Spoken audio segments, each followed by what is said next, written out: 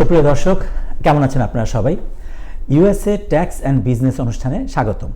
আমাদের এই অনুষ্ঠানটি প্রচারিত হয় চৌধুরী সিপি এর সৌজন্যে। ট্যাক্স এবং বিজনেসে কি করণীয়, আমাদের সাধারণ জীবন যাপনে কোন কোন বিষয়গুলো ইম্পর্টেন্ট, আমরা যাচ্ছি সরোয়ার চৌধুরী সাহেবের কাছে।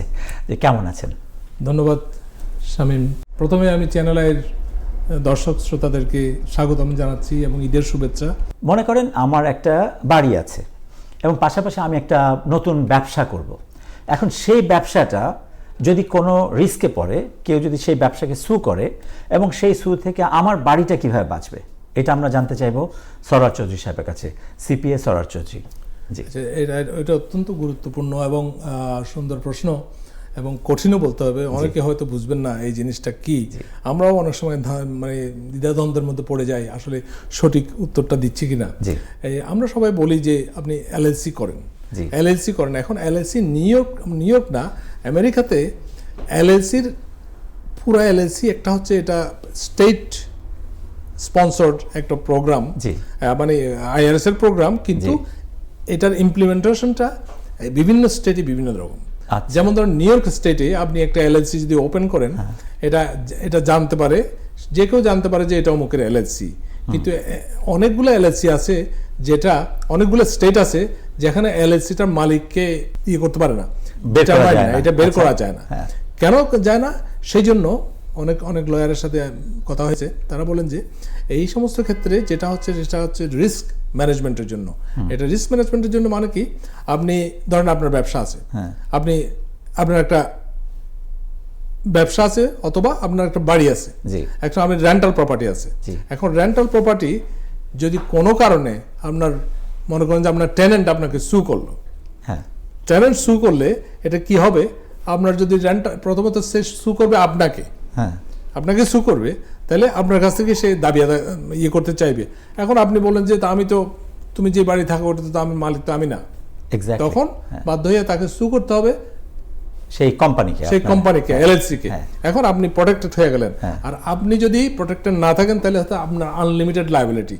আপনার মনে করেন অন্য একটা ব্যবসা আছে, একটা গাড়ি আছে, অন্য কিছু আছে, ইন্স্যুরেন্স আছে, এইগুলোতে আপনার ধরবে। সেই জন্য আমরা বলি যে লিমিটেড লায়াবিলিটি কোম্পানি। সেই জন্য বলি যে লিমিটেড লায়াবিলিটি কোম্পানি। আপনার লায়াবিলিটিকে লিমিট করার জন্যই এই কোম্পানিগুলো করা হয়, এলএলসিটা করা হয়। সুতরাং আমরা অ্যাডভাইস করি যে কোনো একটা ব্যবসা খোলার আগে এলএলসিটা কি হবে, এটা কি সিঙ্গেল মেম্বার হবে না এলএলসি, আবার এলএলসিটা খুললেই হবে না, এলএলসির এটার ফাইলিং প্যাটার্নটাও আপনার এভাবে সিলেক্ট করতে হবে। আপনি কি এটাকে কর্পোরেশন হিসেবে ট্রিট করবেন, না সোল প্রোপাইটার হিসেবে ট্রিট করবেন, নাকি এস কর্পোরেশন হিসেবে ট্রিট করবেন, সেটাও আপনার ডিটারমাইন করতে হবে। এক্স্যাক্টলি। তাহলে আমরা এবার যদি আসি যে এলএলসি মানে লিমিটেড লায়াবিলিটি কোম্পানি, তারপরে আবার আছে আইএনসি, তারপরে আমাদের আলোচনায় আরো কয়েকটা পয়েন্ট আসলো যে সোল প্রোপাইটারশিপ।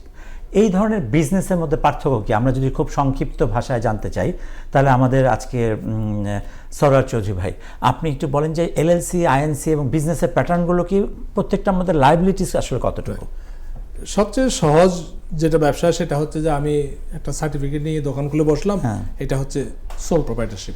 মনে করেন যে আমি এটার জন্য বিশেষ কিছু করতে হয় না, আপনি জাস্ট কোর্ট বিল্ডিংয়ে গিয়ে কাউন্টি ক্লার্কের অফিসে গিয়ে একটা ফর্ম পূরণ করে নোটারাইজ করে দিয়ে আসলেন, আপনাকে একটা সার্টিফিকেট দিল, এটা নিয়ে আপনি ব্যবসা খুলে বসে থাকলেন। আপনি একটা দোকান দিলেন, একটা রেস্টুরেন্ট দিলেন, একটা অ্যাক্সেসরিজের দোকান দিলেন। এটা সিম্পল ব্যবসা, এটা হচ্ছে সিম্পল ব্যবসা। এটা হচ্ছে যে আপনি আপনার সাথে জড়িত, এই ব্যবসাটা আপনার সাথে জড়িত, ইট ইজ নট সেপারেট। এইবার আপনি যা করবেন তার মানে ব্যবসাটা তাই করছে। এখন কেউ যদি আপনার ব্যবসা যদি কারো ক্ষতি করে, আপনি তাকে ক্ষতি করলেন, এই হচ্ছে জিনিসটা। আর যেটা আমরা অন্যান্য প্যাটার্ন যে মানে ফর্ম যেটা বলি, আরেকটা হচ্ছে এলএলসি, যেটা বললাম লিমিটেড লায়াবিলিটি কোম্পানি। এখন লিমিটেড লায়াবিলিটি কোম্পানিটা আমরা সাধারণত নিউ ইয়র্ক স্টেট ওয়াইড একটা প্রোগ্রাম, এখন স্টেট থেকে রেজিস্ট্রেশন দিতে হবে। আপনি সিঙ্গেল মেম্বার হলে, আপনি যদি মনে করেন যে এটার কোনো ডিসরিগার্ডেড এন্টিটি, অর্থাৎ এটার কোনো অন্য সত্তা নেই, আপনিই নিজে, তখন ওইটা সোল প্রোপাইটারশিপের মতো হয়ে গেলেন। সুতরাং এটা আমরা একটু ওটাকে আমরা ডিসকারেজ করি।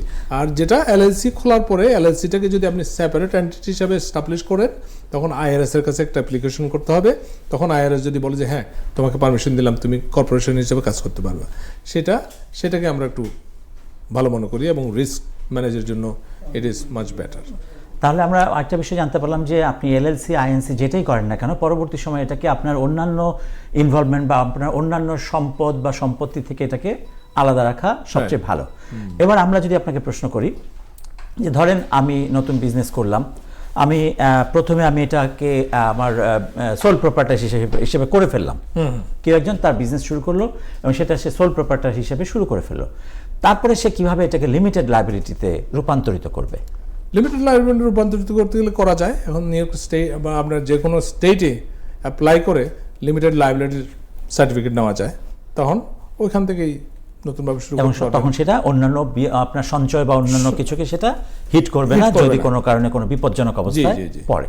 তাহলে এখন আমাদের কাছে কনভার্সন প্রসেস, এক্স্যাক্টলি এটা কনভার্সন প্রসেসে কতগুলো ফর্ম পূরণ করতে হবে, এফিডেভিট দিতে হবে, এই সমস্ত দিয়ে আপনাকে এটা এক ফর্ম থেকে আরেক ফর্মে নেওয়ার জন্য একটা প্রসেস আছে, প্রসেসটা ফলো করতে হবে।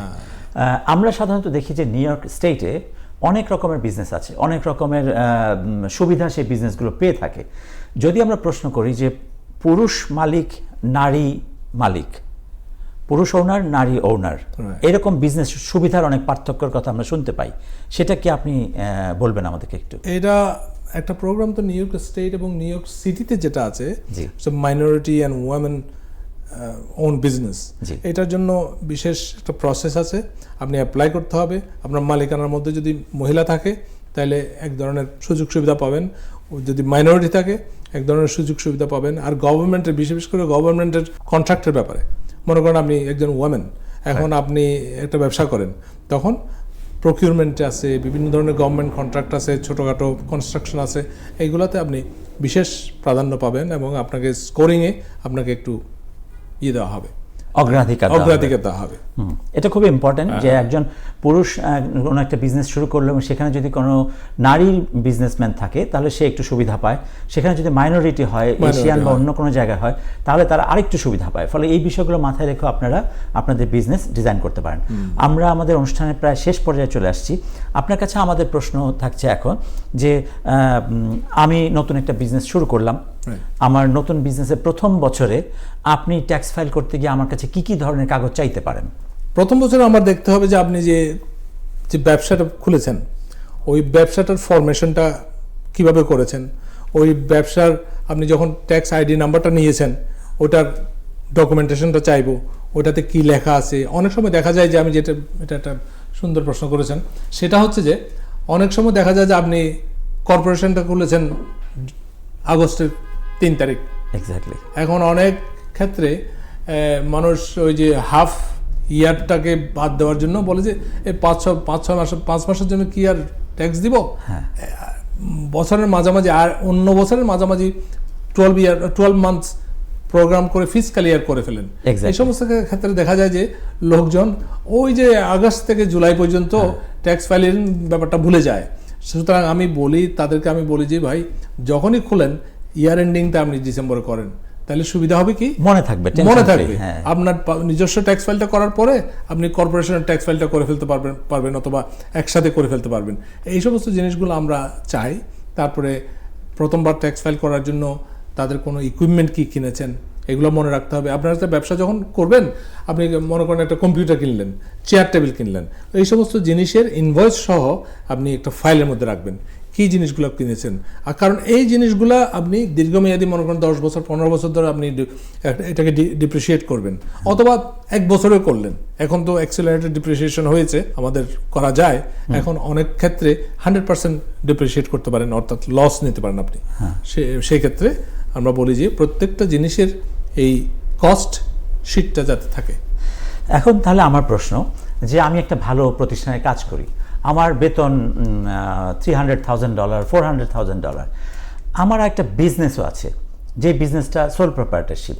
এখন আমার ওই বিজনেস থেকে যদি আমার লস হয়, সেই লসটা কতটুকু আমার মূল আর্নিং থেকে আমি সুবিধা বের করতে পারি? আমাদের এখানে উপস্থিত সিপিএ সরার চৌধুরী। ধন্যবাদ। এটা সেম কনসেপ্ট। আপনার কিন্তু যে এটাতে রিস্ক যেটা হচ্ছে সেটা আগেই বলেছি, রিস্কটা হচ্ছে যে অডিট রিস্ক। যেহেতু আপনি মনে করেন যে লস হলে তখন দেখা যায় তো হয়তো এরা মানে অডিট প্রোগ্রাম এমনভাবে হতে পারে যে আপনি নিজের ইনকামটাকে গোপন করার জন্য হয়তো আপনি ব্যবসাটা ভাবছেন কিনা, হ্যাঁ ভাবছেন কিনা, তখন আইআরএস জিজ্ঞেস করতে পারে তোমার ইনকাম এন্ড এক্সপেন্স কি। আর তাছাড়া এই সমস্ত ক্ষেত্রে আপনি যদি 2-3 বছর যদি এইভাবে লস নিতে থাকেন, তখন দেখা যাবে যে আপনাকে এটা আর অ্যালাউ করবে না, তখন বলবে যে ইট ইজ ইউর হবি, তখন পুরো সবকিছুকে আগেরগুলোকেও একবার মিলায় ফাইন করবে এবং বলবে যে না এগুলো অ্যাড করো, তোমার এগুলো আমরা ডিসঅ্যালাউ করতেছি তোমার সবকিছু, এটা হতে পারে। সেই জন্য আমরা বলি যে সবসময় আপনার যেহেতু আপনার ইনকাম হাই, তখন আপনি একটা এন্টিটি হিসেবে সেপারেটলি একটা ট্যাক্স রিটার্নটা করবেন, মানে কোম্পানিটাকে এস্টাবলিশ করবেন এলএলসি উইথ এসকর্ট স্ট্যাটাস, অথবা এসকর্ট করলেন তখন ওখানকার, অথবা আপনি কর্পোরেশনে রাখলেন, তখন কর্পোরেশনের ইনকাম কর্পোরেশনে থেকে যাবে। আপনার যেহেতু আপনার অলরেডি ইনকাম আছে, এখন কর্পোরেশনের ইনকাম যদি ওখান থেকে আসে তাহলে তো আপনার বেশি হয়ে যাচ্ছে, যদি কর্পোরেট লস না হয়। তখন দেখা গেল যে আপনার $300,000 আপনার ব্যক্তিগত ইনকাম, আবার কর্পোরেশনের প্রফিট চলে আসছে আপনার আরো $50,000, তখন আপনার অনেক ইনকাম লেভেলটা হাই হয়ে গেল, এই ট্যাক্সের পরিমাণটা বেড়ে গেল, এই সমস্ত বেড়ে গেল। চৌধুরী সিপিএ নিউ ইয়র্ক তথা যুক্তরাষ্ট্রের বাঙালি মালিকানাধীন একটি সুপ্রতিষ্ঠিত সিপিএ ফার্ম। আমরা দীর্ঘদিন যাবৎ অত্যন্ত বিশ্বস্ততার সাথে লোকাল ও আন্তর্জাতিক ব্যবসা প্রতিষ্ঠা ও ব্যবস্থাপনায় ট্যাক্স অডিট কনসাল্টিং দিয়ে সেবা করে যাচ্ছি। আমি সারোয়ার চৌধুরী সিপিএ গত 20 বছর যাবৎ আপনাদেরকে সেবা দিয়ে যাচ্ছি অডিট, ট্যাক্স এবং কনসাল্টিং এর ব্যাপারে। আন্তর্জাতিক ব্যবসা এবং দেশীয় ব্যবসা প্রতিষ্ঠার কল্পে যারা কোনো পরামর্শ নিতে চান আমাদের সাথে যোগাযোগ করুন। আমাদের ঠিকানা 7409 37th Avenue, Jackson Heights, new York 11372। যোগাযোগ 718-429-0011। চৌধুরী সিপিএ নিউ ইয়র্ক তথা যুক্তরাষ্ট্রের বাঙালি মালিকানাধীন একটি সুপ্রতিষ্ঠিত সিপিএ ফার্ম। আমরা দীর্ঘদিন যাবৎ অত্যন্ত বিশ্বস্ততার সাথে লোকাল ও আন্তর্জাতিক ব্যবসা প্রতিষ্ঠা ও ব্যবস্থাপনায় ট্যাক্স অডিট কনসাল্টিং দিয়ে সেবা করে যাচ্ছি। আমি সারোয়ার চৌধুরী সিপিএ গত 20 বছর যাবৎ আপনাদেরকে সেবা দিয়ে যাচ্ছি অডিট, ট্যাক্স এবং কনসাল্টিং এর ব্যাপারে। আন্তর্জাতিক ব্যবসা এবং দেশীয় ব্যবসা প্রতিষ্ঠার কল্পে যারা কোনো পরামর্শ নিতে চান আমাদের সাথে যোগাযোগ করুন। আমাদের ঠিকানা 7409 37th Avenue, Jackson Heights, new York 11372। যোগাযোগ 718-429-0011।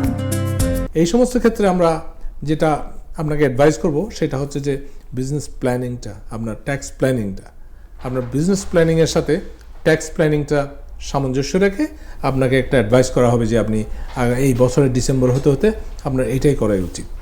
খুবই গুরুত্বপূর্ণ প্রশ্ন, যে তাহলে আপনি নতুন কোনো বিজনেস শুরু করার আগে বিজনেসের সঙ্গে ট্যাক্স প্ল্যানিংটাও আপনাকে একজন সিপিএর কাছ থেকে জেনে নেওয়া জরুরি। এখন আমাদের প্রশ্ন, মনে করেন যে আমি বিজনেস শুরু করলাম, আমি বিজনেসের সময় যখন আমি ট্যাক্স ফাইল করতে গেলাম পরবর্তী বছরে, তখন আমি ট্যাক্স ফাইল করলাম, আমাদের কাছে কিছু অডিটের চিঠি আসলো, সেই চিঠিতে জানতে চাইলো তোমার এই খরচগুলো আমাকে দাও, কিন্তু সব কাগজ আমার কাছে সংগ্রহে নাই, আমার করণীয় কি? হ্যাঁ, এই সমস্ত ক্ষেত্রে কিছু ক্ষেত্রে অনেক অডিটরের উপর নির্ভর করে। আমরা যেটা তাদেরকে বোঝাতে সক্ষম হই যে অনেক সময় যে কেউ যদি বলে যে একজন মনে করেন যে ট্যাক্সি ড্রাইভ করেন, এখন একটা চিঠি দিলে তোমার তেলের খরচ আমরা মানবো না, এখন তেলের খরচ মানলাম না, আমরা বলি যে তুমি অডোমিটার দেখো, আমার গাড়ি চলেছে 10,000 মাইল, তুমি যদি 10,000 মাইল গাড়ি চলতো, আমার তো যদি মাইলেজ হিসাব করো তাহলে তো আমার এত লাগে, তুমি যদি আমার তেলের হিসাবটা যদি একদম করো, ডিসঅ্যালাউ করো, তাহলে তো হয় না। সেই সমস্ত হয়তো দেখা গেলো যে ওটার কোনো নেই, কাগজ নাই, হয়তো ক্যাশে তেল কিনছে অথবা কিছু একটা হবে, যদিও আমরা প্রেফার করি যে ক্রেডিট কার্ডে কেনার জন্য। ওই সমস্ত ক্ষেত্রে আমরা তাদেরকে কনভিন্স করতে পারি যে রিজনেবলনেস, এটা অডিট, তুমি তো একটা ট্যাক্স পেয়ারের উপরে অন্যায়ভাবে করতে পারো না, তুমি এটা রিজনেবলনেস, একটা নিউ ইয়র্ক সিটিতে এই গাড়িটা চললে পার গ্যালনে কত মাইল যাবে সেই হিসাব করে আমরা তাদেরকে অনেক ক্ষেত্রে কিছু এফিডেভিট দিলে, যে মনে করেন আপনি কিছু খরচ করেছেন কিন্তু আপনার কাছে ডকুমেন্ট নাই, আপনি এফিডেভিট দিবেন, আবার এই খরচগুলো করেছি, আমি সোর্ন স্টেটমেন্ট দিচ্ছি, আমি যে মিথ্যা কথা বলি নাই এবং সত্যভাবে বলেছি। কারণ যারা অডিট করবে, যারা অডিট করে তারা তো আর তাদের উপর আবার তাদের ম্যানেজাররা আছে, সুতরাং তারা যাতে কোয়েশ্চেনেবল না হয় সেই জন্য অনেক সময় দেখা যায় যে এরকম ডকুমেন্ট জোগাড় করতে গিয়ে তারা হয়তো ভুলে যায়। মনে করেন যে কোনো পারচেজ অর্ডার, আপনি আপনার একটা কোম্পানির যে ভেন্ডর আছে, তাদের কাছ থেকে আপনি মাল কিনেন, কিন্তু আপনি অডিটের সময় হয়তো তারা এগুলো দেয় নাই, ইনভয়েস দেয় নাই, পরে আপনি ইনভয়েসটা জোগাড় করলেন, ইনভয়েসটা জোগাড় করার পর দেখা গেলো যে কোনো ডেটই নাই, তখন অডিটররা এগুলো ধরে ফেলে। সুতরাং বি কেয়ারফুল, আপনারা যখন যেগুলো করবেন সে একটু সুন্দরভাবে করবেন, সিস্টেমেটিক্যালি রাখবেন কাগজপত্রগুলো। অডিট পেপার সাবমিট করার আগে একজন প্রফেশনাল, আপনিও আছেন ট্যাক্সে হেল্প করেন, আমিও আছি, তাদের সাথে যোগাযোগ করে তাদের পরামর্শটা নিয়ে শুরু করা উচিত। এখন আমরা যদি আপনাকে প্রশ্ন করি যে আমার নতুন বিজনেস হচ্ছে, আমার সন্তানরাও সেটা হয়তো ভবিষ্যতে দেখবে, এখন আমার বিজনেসের ওনারশিপ আমি সন্তানদের কাছে কিভাবে ট্রান্সফার করব, যদি আমরা এটা সংক্ষেপে জানতে চাই, সেটা কি আপনি একটু বলবেন? এটা খুবই সুন্দর প্রশ্ন। এখন আমরা যারা বয়স হয়ে যাচ্ছে, এখন আপনি তো আমার চেয়ে অনেক ইয়াং, আমার বয়সে যারা আছে, একটা খাওয়া পাওনা থাকলো, আমার বয়সে যারা আছে তাদের চিন্তা করা দরকার যে ব্যবসাটা কি হবে, কিভাবে আমি ব্যবসাটাকে ট্রান্সফার করব। তো সেই জন্য এখন ট্রান্সফারের এই যে সাকসেশন প্ল্যানিং, এটা অনেকের তো মনে করেন যে যারা ন্যাচারালি যাদের সন্তানরা আছে তাদেরকে রেডি করতে হবে। অনেক সময় দেখা যায় আমাদের এখানে ডাক্তারের ছেলে একটা দুটা হলেও তো একজন হলেও ডাক্তার থাকে তার প্র্যাকটিসটা দেখার জন্য। এই যে লয়াররা তো খুবই ভালো এই ক্ষেত্রে, তাদের একটা লয়ারের কিন্তু ছেলে মেয়েদের মধ্যে একজন লয়ার থাকে, বুঝছেন না? এই যে মনে করেন সেলিনো আর কতজন যে সেলিনো আছে, দেখবেন যে সব একজনের পর একজন কিন্তু এটা টেক কেয়ার করছে।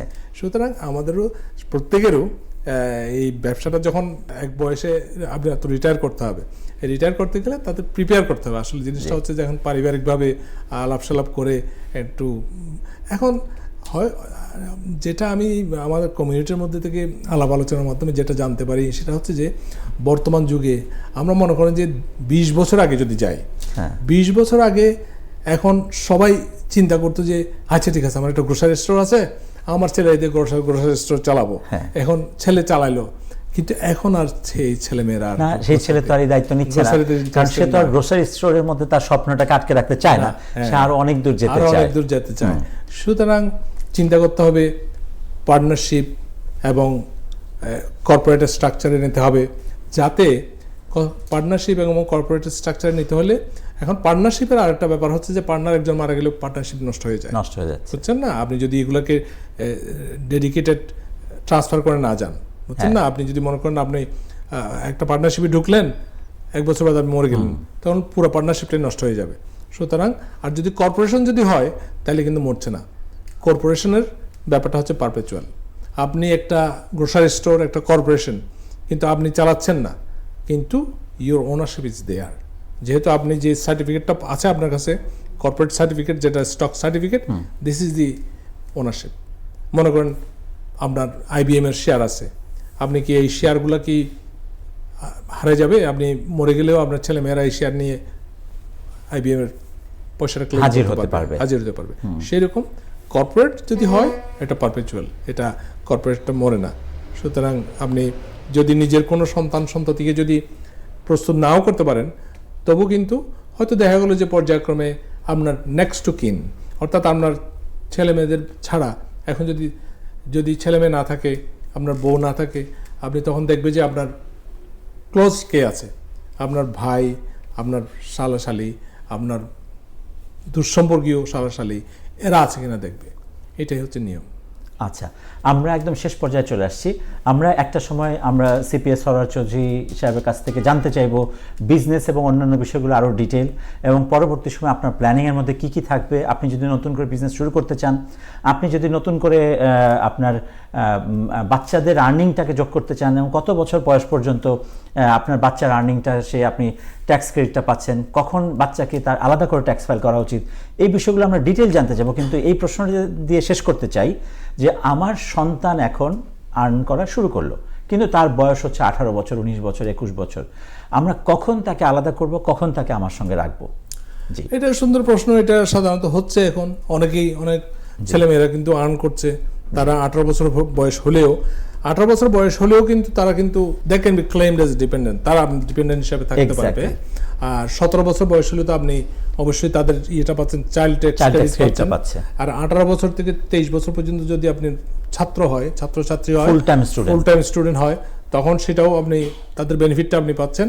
এর মাঝে যদি তারা কিছু ইনকাম করে, অনেক সময় সামার টাইমে তারা কিছু ইনকাম করলো, এই ইনকামটা তারা আপনার ডিপেন্ডেন্ট হিসেবেও থাকতে পারে এবং পরে তারা আপনার সেপারেট একটা ট্যাক্স ফাইলও করতে পারে, কারণ তাদের মনে করেন যে আপনি তারা $2000 ইনকাম করেছে, এর থেকে আপনার $300 ট্যাক্স কেটে রাখলো, ওই ট্যাক্সগুলো ফেরত পাওয়ার জন্য তারা ইনকাম এক্স্যাক্টলি। ফলে আপনার সন্তান যদি আলাদা করে ট্যাক্স ফাইল করতে চায় সেটা জরুরি, এই জন্য সে আপনার ডিপেন্ডেন্ট, কিন্তু তার কাছ থেকে একটা ফেডারেল ট্যাক্স কেটে রাখা হয়েছিল, ট্যাক্স ফাইল করলে সেই টাকাটা ফেরত পাবে। সুপ্রিয় দর্শক, আমরা আমাদের আজকের অনুষ্ঠানের শেষ পর্যায়ে আমরা কথা বলছিলাম সরওয়ার চৌধুরী সাহেবের সঙ্গে। আমাদের অনুষ্ঠানের নাম USA tax and business, Chowdhury CPA USA tax and business. আপনি শেষ পর্যায়ে দর্শকদের উদ্দেশ্যে কি বলতে চান? শামীম ভাই, দর্শকদের উদ্দেশ্যে বলতে চাই যে শামীম ভাই আপনি খুব সুন্দর উপস্থাপনা করেছেন এবং আমাকে অনেকগুলো প্রশ্ন দিয়ে আমার ভেতরের যে এটা মানে উত্তর দেওয়ার প্রবণতা ছিল সেটা 2টা খাওয়ার পাওনা ছিল এবং ধন্যবাদ। আর আপনি বিজনেসের জন্য যেটা বলেছেন, আমার মনে হয় আমাদের কমিউনিটিতে অনেকেই এখন ব্যবসাতে উৎসাহী, নতুন নতুন ব্যবসা বাড়ছে, এখন অনলাইন ব্যবসা বাড়ছে, এখন ইনস্টোর ব্যবসা বাড়ছে, সব কিছুতেই এখন এন্টারপ্রেনারশিপ কিন্তু বাড়ছে। অনেক সময় দেখা যায় যে আমি এখনও অনেক দেখি যে আমাদের অনেক ডাক্তার, ইঞ্জিনিয়ার যাদের প্রফেশনাল সেট আপ আছে, তারাও কিন্তু এই ধরনের অনলাইন বিজনেস, খাওয়া দাওয়ার বিজনেস, গ্রোসারি বিজনেস এগুলাতে মন দিচ্ছে এবং বিশেষ করে কৃষি পণ্যের উপর ভালো ডিমান্ড হচ্ছে এখন। সেই জন্য আমি বলতে চাই যে যারা ব্যবসা করতে চাচ্ছেন তারা একটা প্ল্যান করেন, ফিজিবিলিটি স্টাডি করেন এবং ফিজিবিলিটি স্টাডি নিয়ে ব্যবসাটা করেন। সুতরাং ও আমার বন্ধু, ও করছে বলে আমারও করতে হবে এমন কোনো কথা নেই। করতে হবে যে ফিজিবিলিটি স্টাডি করতে হবে, কয় বছর ব্যবসাটা বাঁচবে, কত টাকা আপনি ইনকাম করবেন, কিভাবে আপনার কত টাকা প্রফিট হবে, ব্যাংকে টাকা রাখলে কত আসবে আর আপনি ব্যবসা করলে কত আসবে, আপনি শ্রম দিচ্ছেন এই শ্রমের মূল্যটা কত সেটাও জানতে হবে, আপনার ফ্যামিলি থেকে যে সময়টা নিচ্ছেন সেটাও আপনার খুবই হিসাবে রাখতে হবে, খুবই গুরুত্বপূর্ণ। আমরা সামনে কথা বলবো কোনো একটা অনুষ্ঠানে বিভিন্ন রকমের ব্যবসার ধরন নিয়ে। আমরা সামনে কথা বলবো যে কৃষি পণ্য নিয়ে ব্যবসা করলে কীরকম প্রফিট, কী ধরনের সুবিধা। আমরা সামনে কথা বলবো যে ফ্যামিলির প্ল্যানিংটা কিভাবে করা যায়, ট্যাক্স এবং অন্যান্য related.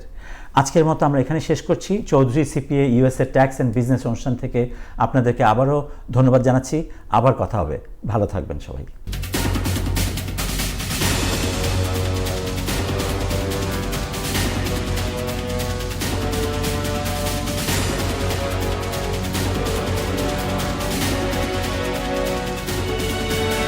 Chowdhury CPA new York তথা যুক্তরাষ্ট্রের বাঙালি মালিকানাধীন একটি সুপ্রতিষ্ঠিত সিপিএ ফার্ম। আমরা দীর্ঘদিন যাবৎ অত্যন্ত বিশ্বস্ততার সাথে লোকাল ও আন্তর্জাতিক ব্যবসা প্রতিষ্ঠা ও ব্যবস্থাপনায় ট্যাক্স অডিট কনসাল্টিং দিয়ে সেবা করে যাচ্ছি। আমি সরওয়ার চৌধুরী সিপিএ গত 20 বছর যাবৎ আপনাদেরকে সেবা দিয়ে যাচ্ছি অডিট, ট্যাক্স এবং কনসাল্টিং এর ব্যাপারে।